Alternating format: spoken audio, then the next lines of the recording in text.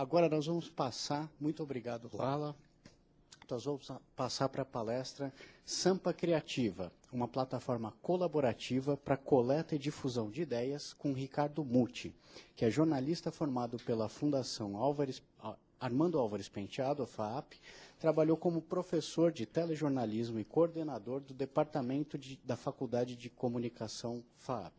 Foi editor-chefe de telejornal da Rede Globo, chefe de redação da Redação Nacional da Rede Bandeirantes e diretor de novas mídias da Fundação Padre Anchieta. Entre alguns dos prêmios conquistados pelo Ricardo, ele recebeu o prêmio Parker Pen de jornalismo e o Profissionais do Ano da Rede Globo. Atualmente, o Ricardo é sócio-proprietário da Humana, Comunicação Inteligente. Seja bem-vindo, Ricardo. Você prefere falar segurando o microfone ou com o pedestal? Pode ser igual a Lala, é mais fácil. Eu sou italiano, falo com a mão também. Bem perto. Assim, tá bom? Bom, agradeço aí o Álvaro, o Aguni, pelo convite de participar do nosso... Tá, desculpe o atraso de chegar, mas eu devia ser mais criativo e vir a pé de casa para cá, em vez de vir de carro, mas a gente vive aprendendo. Eu acho que, antes de falar do Sampa, que é o projeto mais recente, do qual eu e a Ana Carla participamos, acho interessante só fazer um rápido flashback dessa coisa do envolvimento com a tal da economia criativa, ou com as cidades criativas, que foi a origem do meu interesse por esse tema, vamos dizer assim.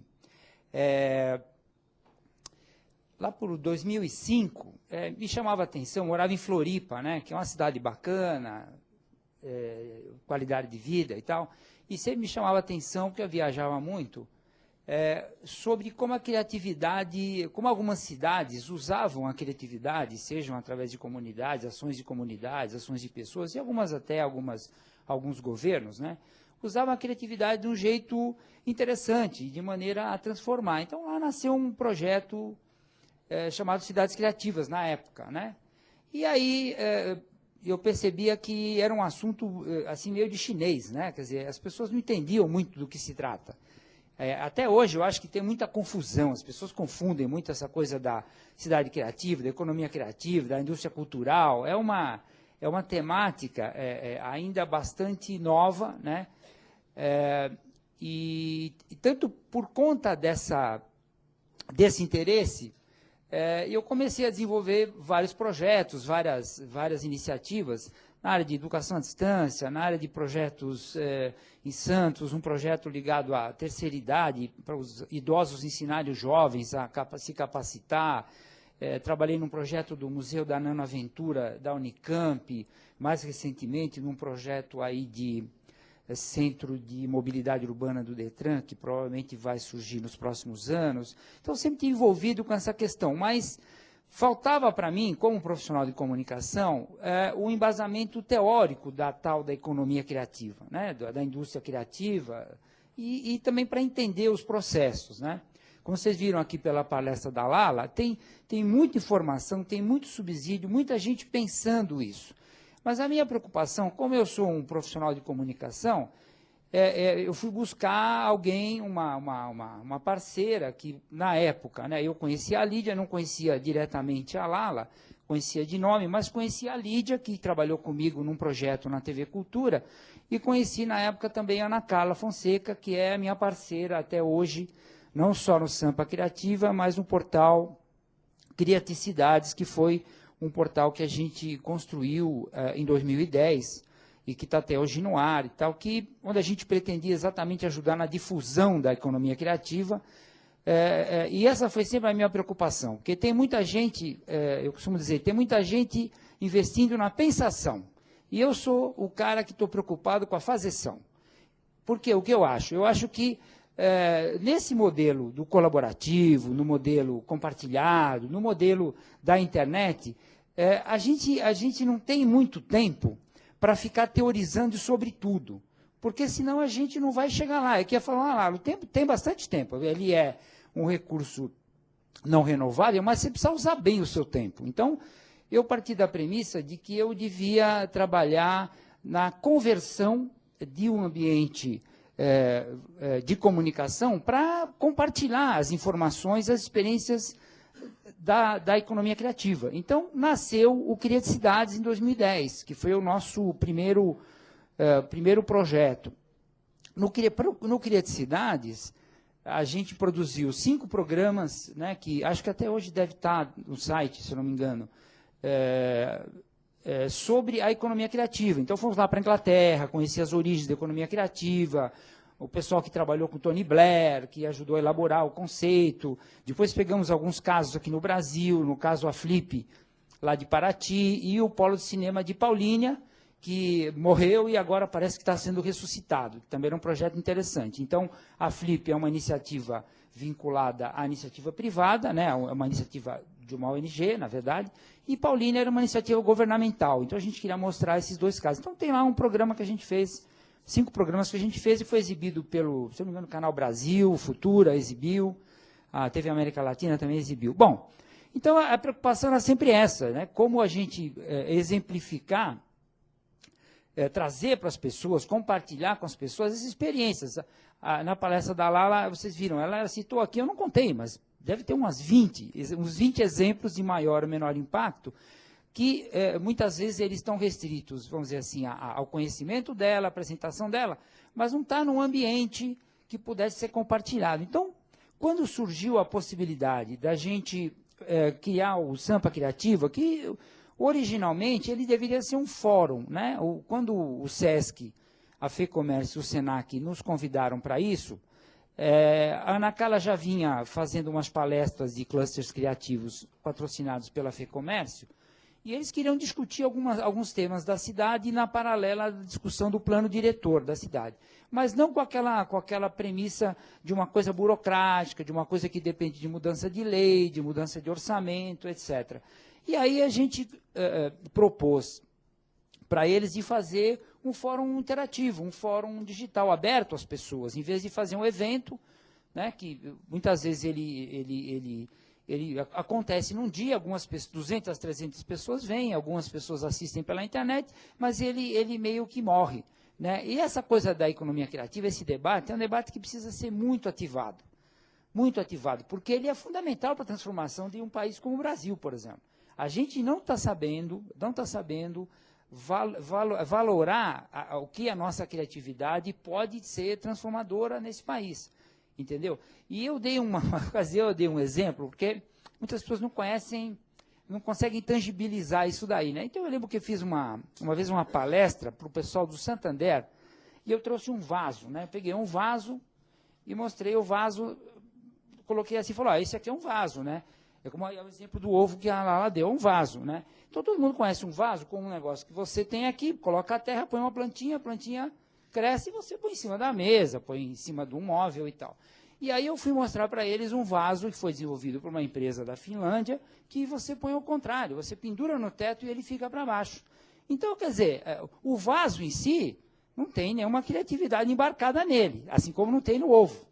Tá certo? Agora, o que você vai fazer uma fritada legal? Se você vai oferecer isso de um jeito bacana, com 2 folhas de tomate, com orégano, etc., 2 folhas de alface, tomate e orégano, aí você está agregando valor a isso. Então, acho que é um pouco desse tesão, vamos dizer assim, que a gente tem de falar desse tema, é que motivou essa minha preocupação e da Ana de como converter esse assunto, né, essa coisa que é fascinante, que é super atraente, num ambiente que fosse colaborativo. Aí, com a oportunidade e com o patrocínio, né, que nós tivemos até março, dessas 3 instituições, o Sampa Criativa, só é importante informar, assim, sob a nossa gestão, ele ficou até o final de março. Agora ele migrou para o portal do SESC, então a manutenção do projeto, que eu não sei exatamente como vai se dar, mas a manutenção do projeto, a partir de agora, será feito por uma equipe do portal do SESC. Mas o Sampa, eu queria falar um pouco do que foi essa experiência, que foi muito bacana, e o que mais assim motivou foi a gente descobrir que tem uma cidade dentro da outra. Aliás, tem várias cidades dentro de uma cidade como São Paulo, e que todo mundo acha que a cidade é isso, a cidade é aquilo, mas, na verdade, é assim, quem faz a cidade boa ou ruim, ou violenta ou não violenta, são as pessoas na cidade, né? São as pessoas que têm essa responsabilidade. Eu lembro até, quando ela falou de Medellín, eu lembro que, eu acho que foi um antigo, eu não lembro o nome dele, lá, um secretário, foi secretário de cultura lá da cidade, que fez uma palestra com a gente, e ele se referiu a isso, ele falava assim, porque todo mundo acusa Medellín por causa do cartel, por causa da droga, por causa disso, por causa daquilo. Falou, a cidade em si ela é aquilo lá. Quer dizer, quem fez isso daí foram os traficantes, foram as pessoas que estavam envolvidas nesse processo. A cidade não é violenta por si só. A cidade é um espaço público onde as pessoas transitam, as pessoas que podem fazer mal à cidade, assim como podem fazer mal às outras pessoas, enfim. Mas o Sampa... Então, vou contar um pouco dessa história, porque esse assunto é bem fascinante. Se eu ficar aqui falando, a gente vai embora. Mas vamos ao que interessa aqui, que é o case do Sampa Criativa, que é a minha missão aqui no Inova Day de hoje. Tá?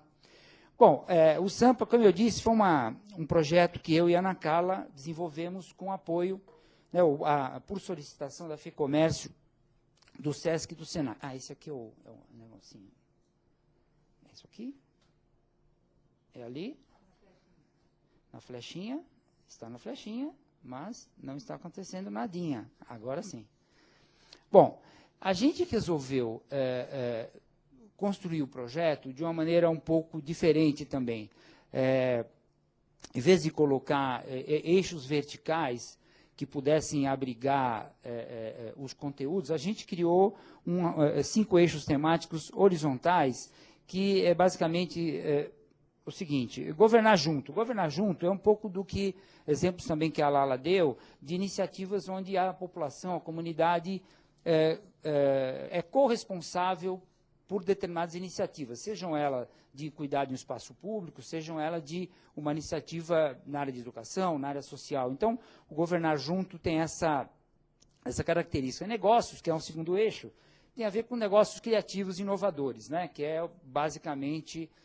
onde a economia criativa mais, vamos dizer assim, ela mais se evidencia, na medida em que não é uma coisa assistencialista necessariamente. Ela é muito mais geradora de emprego e renda, que é essa a grande função dela. Né? As inovações sociais também são importantes dentro desse contexto. Nas ruas, são iniciativas que acontecem nas ruas, que acontecem por iniciativa da população, o exemplo da Felicidade do Anhangabaú é um deles, certo? E diálogos são plataformas de comunicação que a comunidade, que a população acaba criando para falar com o público em maior ou menor grau. Essa utilização, por exemplo, dos dados abertos para gerar novos negócios é um exemplo desses diálogos que podem gerar negócios criativos também. Então, o que são esses eixos temáticos? Esses eixos temáticos têm a seguinte função. A proposta do Sampa Criativa foi de coletar ideias e propostas para a cidade, para melhorar a cidade.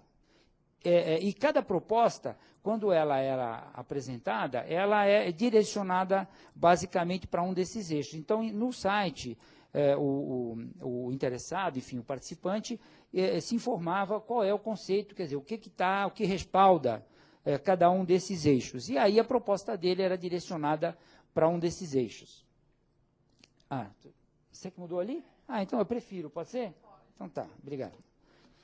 Bom, essa aí é a cara do site com algumas telas, né? Então a gente sempre tinha um destaque de algumas matérias que eram importantes, e dentro do ambiente do website, a gente achou que era importante, e eu acho que não é só importante, é fundamental, é a gente compartilhar experiências que deram certo em outros lugares. Porque muitas pessoas fazem, ou têm medo, ou têm ideias de fazer alguma coisa, alguma iniciativa, por achar que é complicado, que é caro, que é difícil, que, enfim, vai ser problemático. Então, a gente resolveu, ao mesmo tempo, convidar as pessoas a postarem as suas propostas, né? E vocês vão vendo ali que cada proposta tem uma cor e cada cor é referente ao respectivo eixo, né? Mas também trazer experiências, tanto do Brasil quanto do exterior. Então, aí que é um pouco dessa vertente de comunicação que eu acho importante nesse esforço de transformar a economia criativa realmente em algo mais evidente, né, e mais, diria até mais tangível, sob o olhar do entendimento, da compreensão do seu poder, né, transformador. Então, trazendo essas experiências de outros lugares, a gente começou a perceber que as pessoas se inspiravam com mais facilidade, elas se motivavam com mais facilidade a apresentar as suas propostas. Então, o site, basicamente, ele era composto desses dois conjuntos de conteúdo, ou seja, o conteúdo que é gerado pelo público e que ele também era replicado nas redes sociais, gerando debates adicionais, discussões, etc. E o conteúdo que é o conteúdo, eu diria, jornalístico, não necessariamente factual, mas jornalístico, onde a gente buscou experiências do Brasil, do exterior, para inserir no site, de maneira que as pessoas pudessem ter uma referência adicional a respeito de uma ou de outra iniciativa que deu certo em outro lugar e, eventualmente, poderia inspirá-las a desenvolver alguma coisa para a cidade de São Paulo. Então, nas redes sociais é um negócio fascinante, né? Porque acontece tudo, né? Acontece tudo. E acho que muitas das transformações que vão acontecer do mundo, já estão acontecendo no mundo, elas vão nascer nas redes sociais. E muitas vezes a gente não tem uma dimensão exata do seu poder de fogo, né? Mas a gente, no Sampa, a gente nasceu com a preocupação já de motivar bastante o uso das redes sociais. Então, não apenas os conteúdos jornalísticos, mas as propostas, muitas delas elas geravam debates nas redes sociais, né?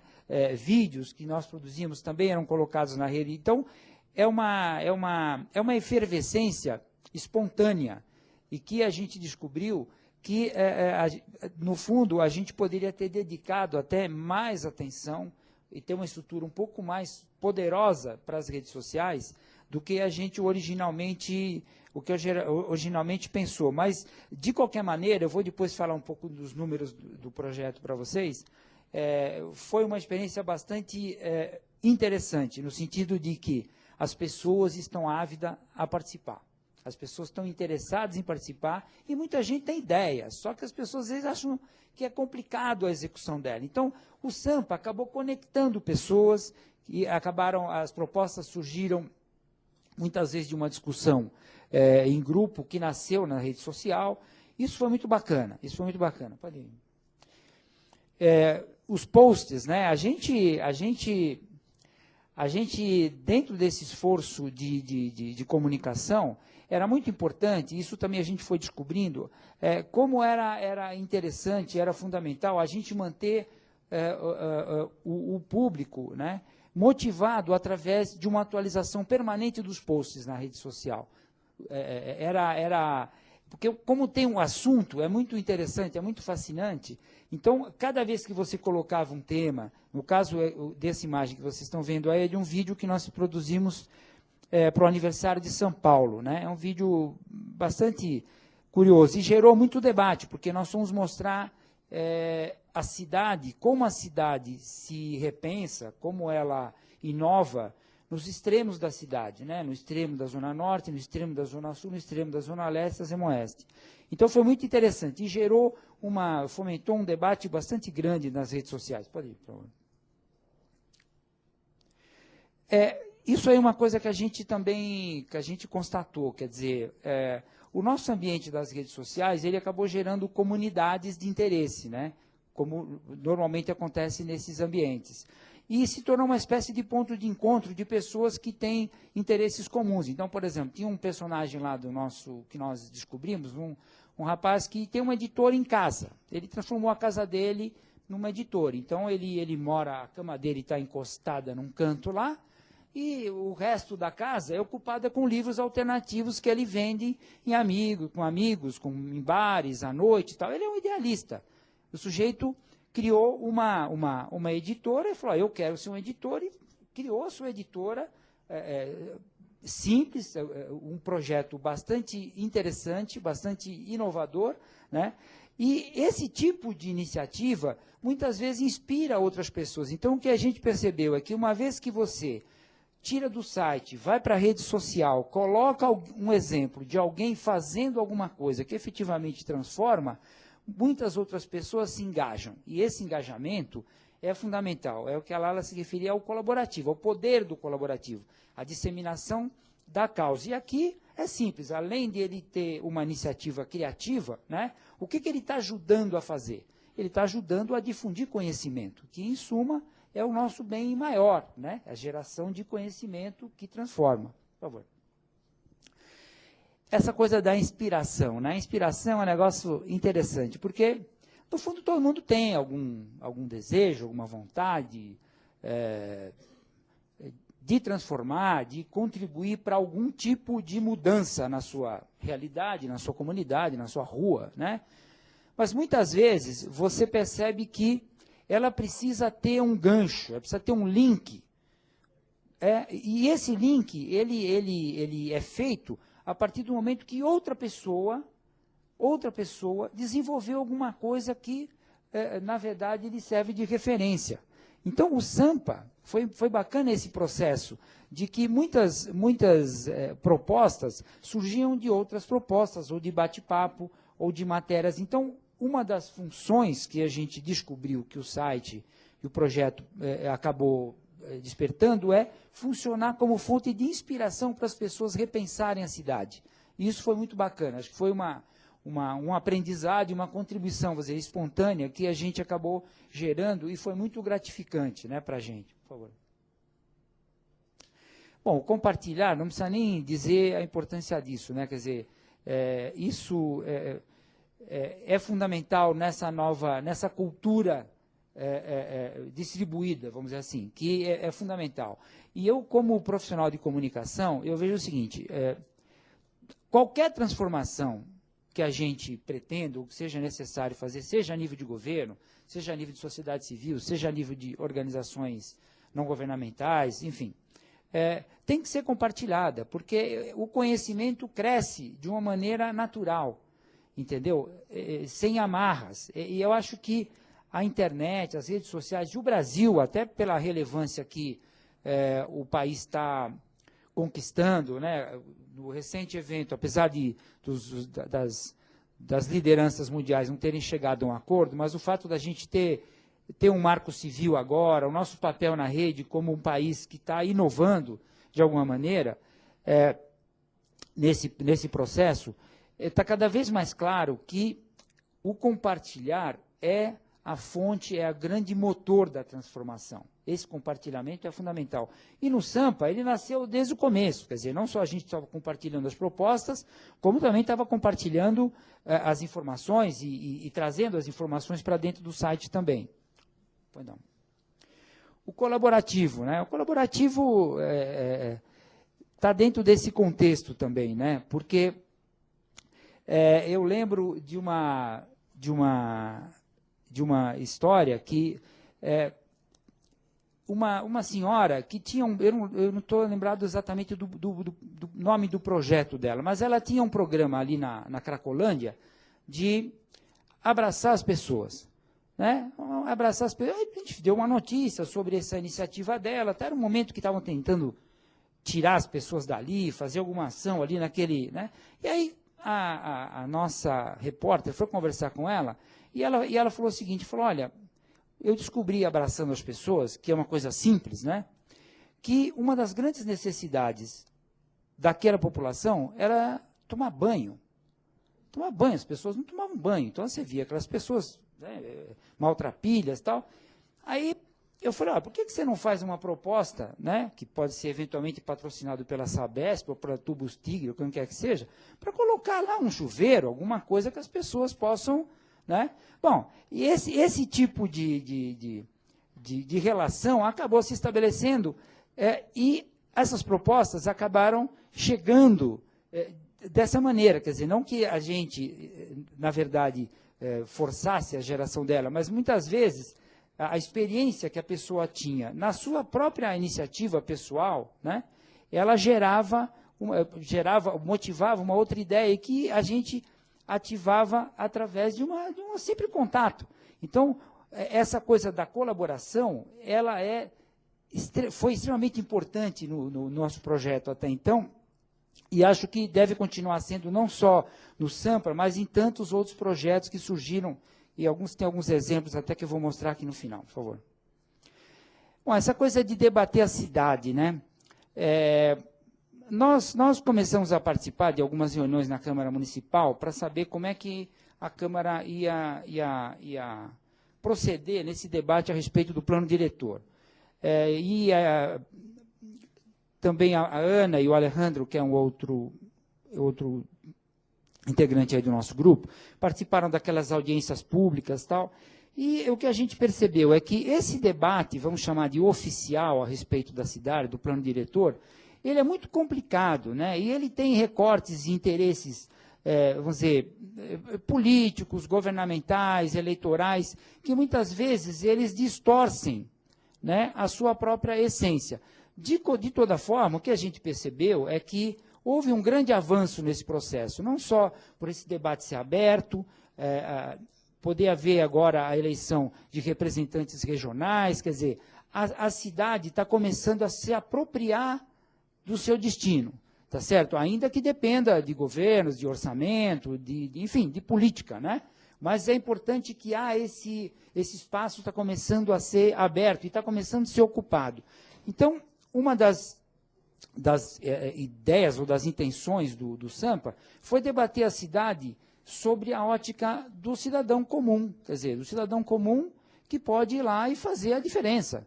Ele não precisa esperar se a lei vai mudar para ele fazer alguma coisa na rua dele, ou se precisa de um orçamento participativo, pegar um pedaço da verba, arrumar um grande patrocinador. A gente constatou que tem muitas iniciativas que as pessoas fizeram sem pensar em reconhecimento, sem pensar em ganhar prêmio, sem nada, simplesmente para dar sua contribuição para a cidade.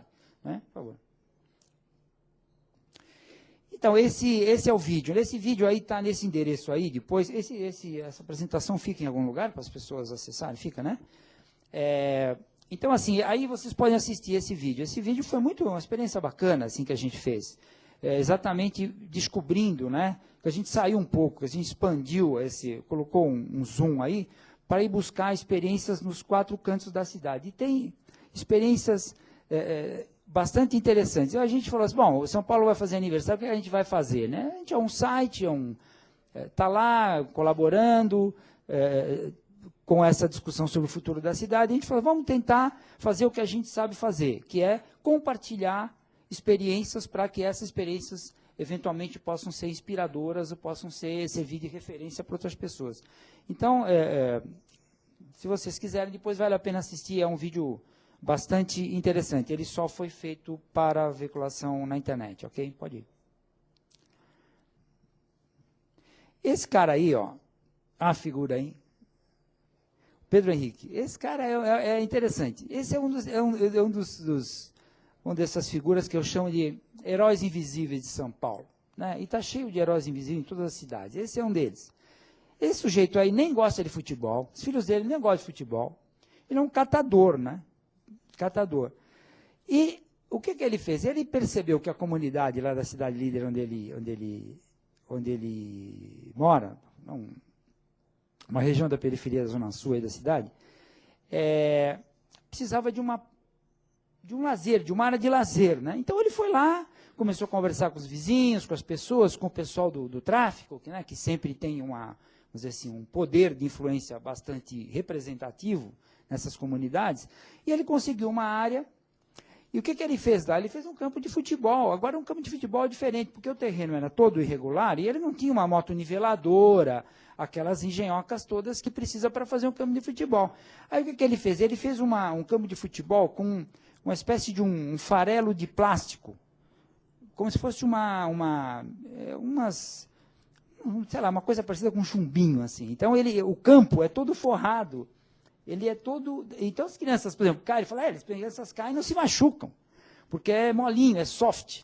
Né? E esse campo que está aí, e todas as coisas que ele fez assim, no entorno, são feitos com materiais recicláveis. Então, tem um balanço de pneu, tem um escorregador com não sei o quê. E aí você pergunta assim, mas o que você acha que represente isso para você? Eu falei, eu queria contribuir com a população. Eu estava vendo que as crianças estavam se metendo nas drogas, estavam começando a fazer um monte de coisas que, enfim, não eram interessantes para o seu futuro, né? E esse sujeito aí fez assim, uma uma intervenção, deu uma contribuição para a sua comunidade, e se a gente não fosse lá, jogar a câmera nele e abrir o microfone para ele falar, ele continuaria sendo invisível. Ele continuaria sendo um lúcido desconhecido da cidade. Então, nesse processo de comunicação, que acho que o Sampa abriu também bastante os nossos olhos para isso, assim, existem muitas histórias como a dele que podem inspirar outras pessoas a fazer a diferença na sua comunidade, entendeu? Porque se a gente fica esperando só os governos, só os políticos, os legisladores, ou as empresas, né, que estão muito ávidas, né, pelos seus resultados, pelas suas metas, né, a gente não vai chegar a lugar nenhum. A gente depende de iniciativas que são espontâneas e partem simples vontade do ser humano de fazer e dar a sua contribuição à sua comunidade. E esse rapaz está no vídeo, a entrevista dele, vale a pena vocês verem, é muito legal. Pode passar, por favor.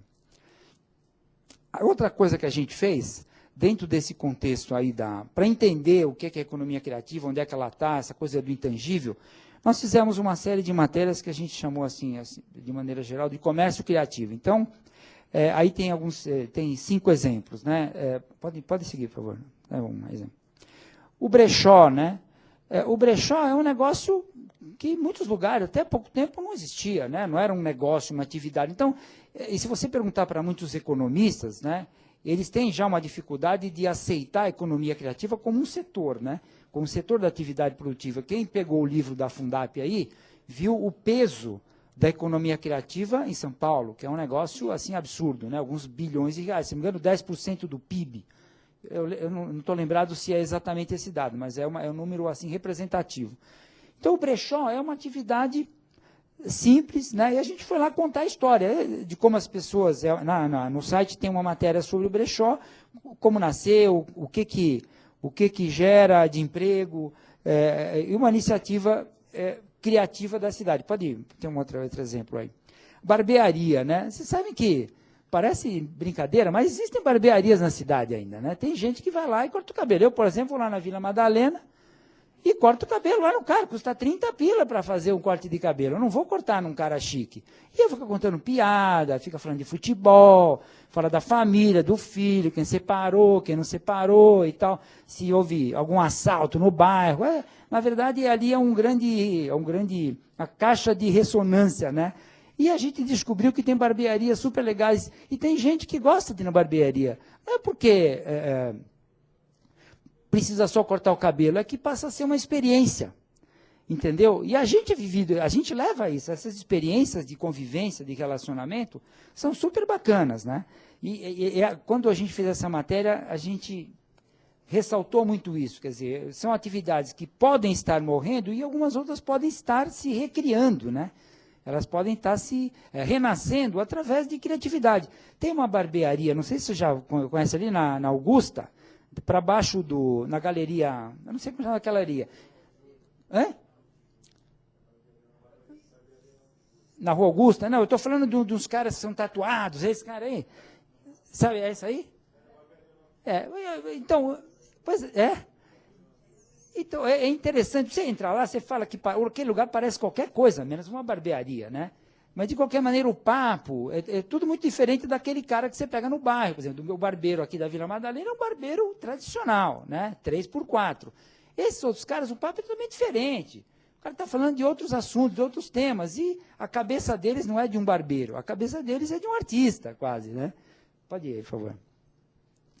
Essa coisa da manicure, né? A minha mãe era manicure, então eu aprendi que assim, a manicure é a psicóloga do passado, né? E muitas delas, é verdade, vocês que vão na manicure fazem uma terapia lá, vocês falam de tudo que vocês acham de mal do marido, de ruim do marido, que o filho não obedece, entendeu? Vocês falam para a manicure, falam para a cabeleireira, entendeu? Então a gente foi lá...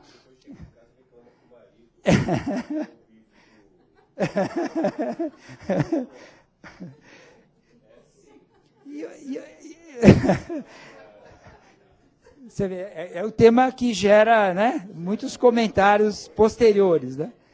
Tem eco. Mas uma coisa interessante assim, é que é como algumas manicures estão usando a criatividade para transformar os seus salões de beleza. A gente foi até atrás dessas... Porque tem a manicure convencional e tem aquela pessoa que é humilde e que, de repente, descobre nisso uma atividade, uma forma de ganhar um salário, muitas vezes até superior ao que o marido ganha, e coloca lá uma coisa a mais, é aquele toque criativo que faz a diferença. Coloca um café, coloca uma lojinha, uma amiga que faz uma roupinha para a criança, fica ali no mostruário. Então, além de tudo isso, quer dizer, tem esse DNA empreendedor, né? E numa atividade como essa, que também é tradicional e muito convencional, na cidade como São Paulo, que todas as mulheres fazem, seja uma manicure em casa, seja numa ida, normalmente é um salão, a gente percebe que é uma atividade que tem também potencial de se reinventar. E a gente descobriu alguns exemplos bacanas que estão nessa matéria aí. Pode ir, por favor. Tatuagem, né? Olha, eu sou o dinossauro, né, desse negócio da tecnologia, da comunicação.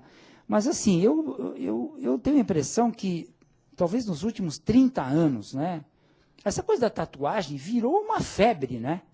Virou uma febre. Porque as pessoas tatuam as coisas mais absurdas, né? E a matéria é sobre o negócio, não é sobre as pessoas que tatuam, né? Isso me chamou a atenção para fazer essa matéria aí, uma vez que eu estava andando na rua, ali na rua Namorato Coelho, e tinha uma garota andando, assim, do tipo que trabalha com internet, uma moça toda design, assim, e ela tinha 2 pontos de exclamação na batata da perna. Aí eu olhei ela andando assim, eu fiquei pensando, que antigamente, meu pai tinha tatuado o símbolo do Palmeiras no peito, que ele era palmeirense e roio, era um negócio, como o marinheiro fazia o nome da mulher, o coração, né? Fui para não sei quem, amo não sei quem e tal.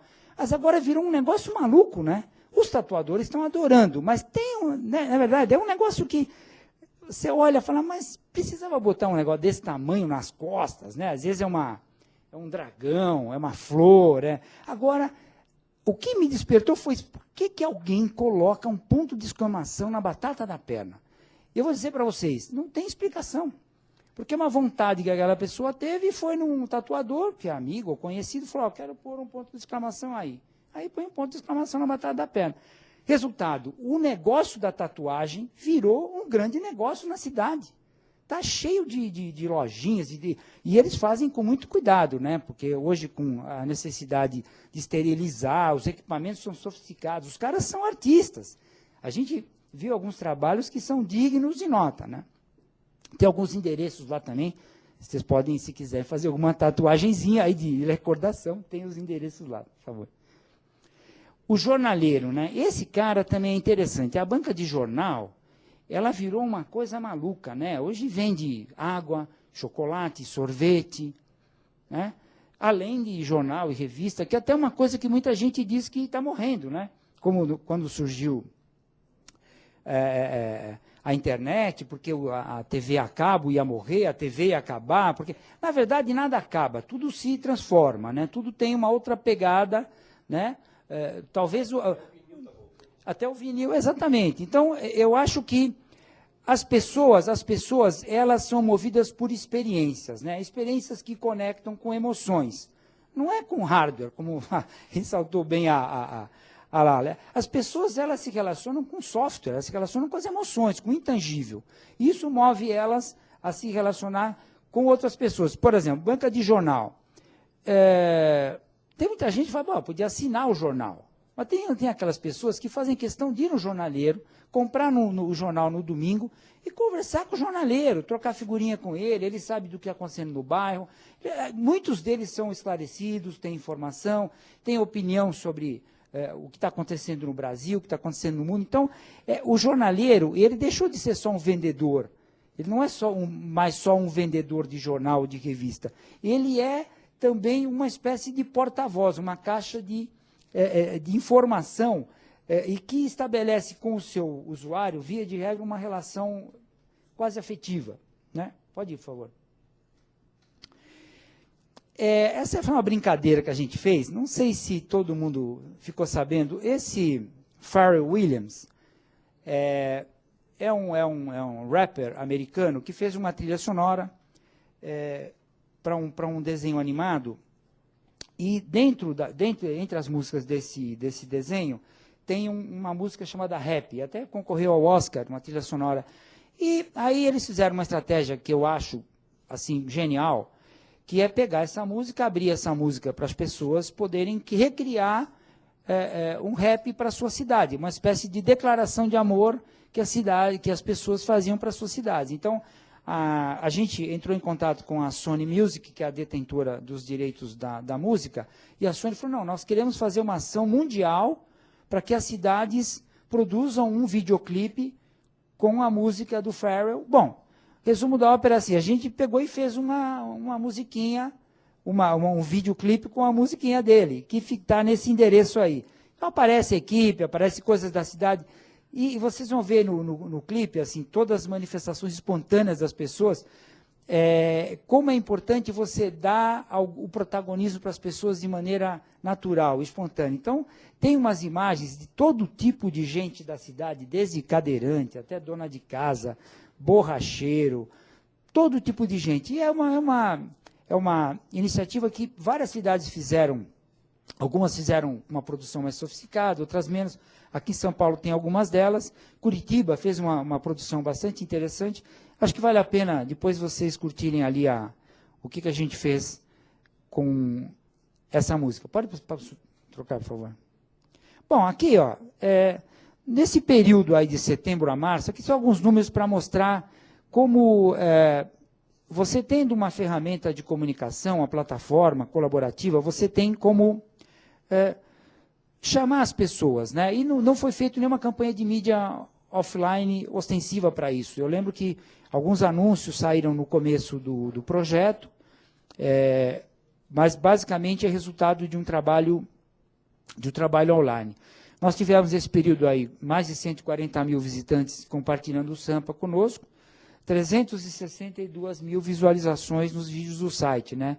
Publicamos lá 452 reportagens. Deixa eu falar, isso tudo está lá para quem quiser pegar, replicar, mostrar, falar, não é nada proibido. Os vídeos todos que nós produzimos, 19 mil fãs no Face, né? Esses são os números assim desse trabalho que a gente fez ao longo desses 7 meses, né? Pode ir. Bom, no YouTube, os nossos vídeos, né, tivemos lá 10 mil views. Do público que acessou o Sampa, a origem dele, não só do exterior, mas dos 25 estados brasileiros, né, Brasília. Nós temos lá no site 19 parceiros e entidades diversas que nos apoiaram no projeto, compartilharam os nossos conteúdos, né? E nós recebemos, ao longo desse período, 810 propostas do público, né? E o que a gente fazia com as propostas? Muita gente fala, mas o que vai acontecer com elas? A gente fazia o seguinte, recebia um pacote de proposta na semana, a gente encadernava, imprimia, né, encadernava, e deixava uma cópia na Câmara Municipal, uma cópia no gabinete do Haddad e uma cópia no gabinete do secretário do Fernando, lá no Desenvolvimento Urbano. Eu não sei exatamente o que ele é, uma contribuição espontânea nossa, a gente não fazia o follow-up disso, a gente deixava lá, e era nosso, vamos dizer, compromisso de compartilhar as propostas que a gente recebia. Então, todas as propostas que nós recebemos, a gente reunia ela por tema, né, encaminhava para essas 3 autoridades. Todas elas estão disponíveis no site até hoje, né?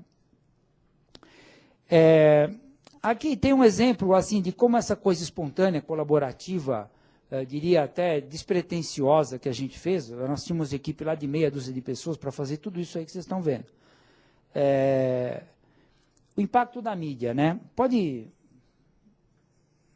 Então, assim, ó, o Catraca deu muito destaque, a nossa São Paulo, super interessante, deu matéria.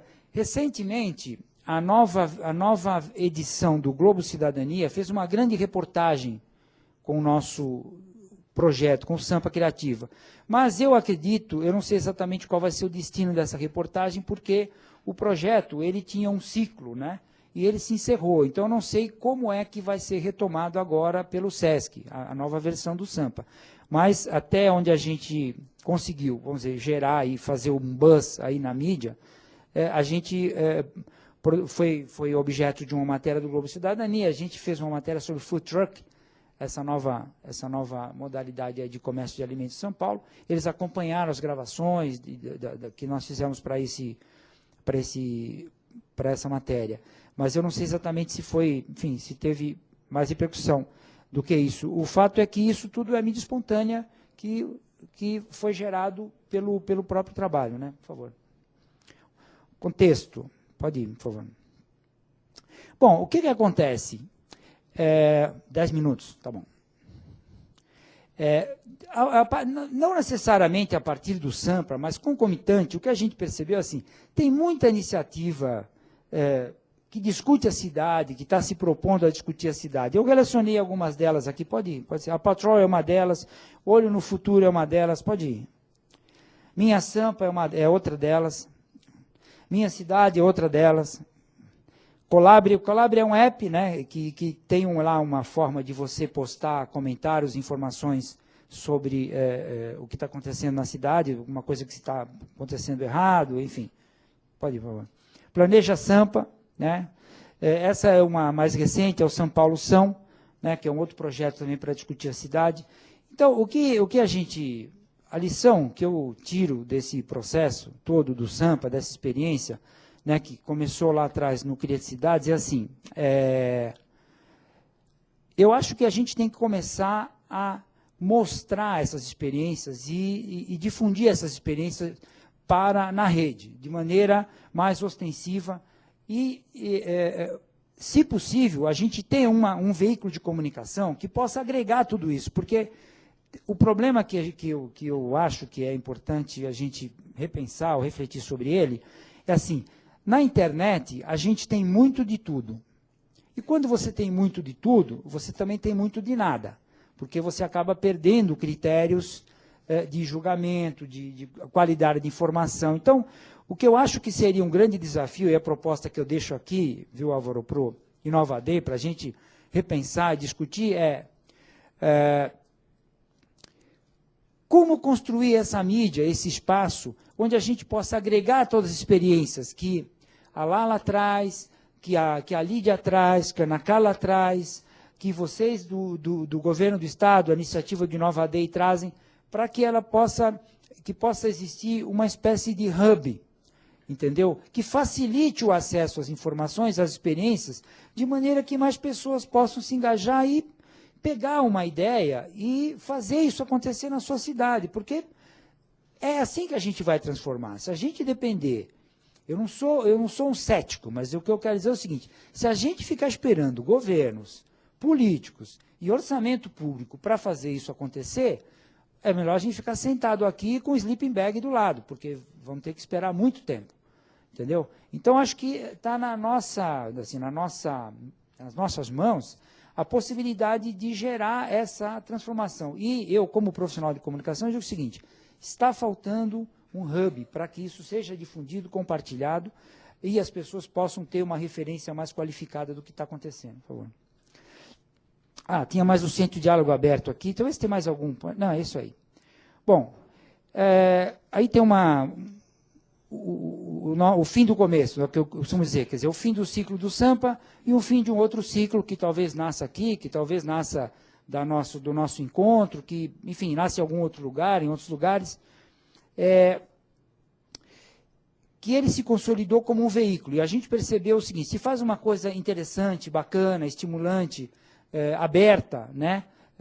As pessoas participam, as pessoas querem estar juntas, as pessoas querem ser protagonistas também. Então, eu acho que nisso a gente precisa investir. Profissionais de comunicação têm que olhar para isso daí, porque a gente se tornou esse canal de referência de São Paulo, não único, evidentemente, né? Mas a gente percebeu isso, que falta um lugar para ser o catalisador de todas as experiências que a cidade tem e que estão acontecendo mundo afora e que está nas nossas mãos fazer essa transformação. Pode ir. E eu acho que é isso que a gente fez no SAMPA, com esses personagens, com essas pessoas que propuseram. Nós revelamos os heróis invisíveis da nossa cidade. E existem muitos, não tenho dúvida, existem muitos deles. Bom, é isso. Acho que contei rapidamente a história, agradeço a oportunidade de estar aqui. Vai ter algum debate, algum questionamento, estou à disposição.